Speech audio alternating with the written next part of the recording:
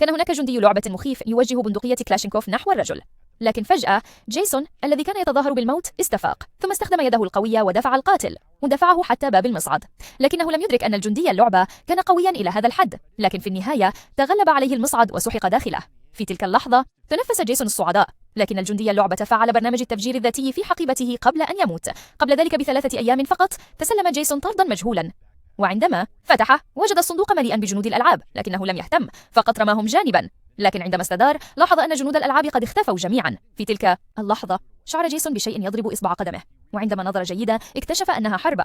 في هذه اللحظة أدرك جيسون أن هناك شيئا غير طبيعي، فقلب الأريكة ووجد أن جميع جنود الألعاب قد دبت فيهم الحياة وبدأوا بإطلاق نيران قوية عليه. تراجع جيسون تحت ضغط نيرانهم، لكن الأمر لم ينتهي بعد، فقد أطلق صاروخ موجها نحوه. ركض جيسون واختبأ في الحمام وأخرج مرآته ليستطلع الوضع، لكن رغم ذلك تعرض للهجوم، فغضب جيسون وأخرج سلاحه وتوجه نحو الباب.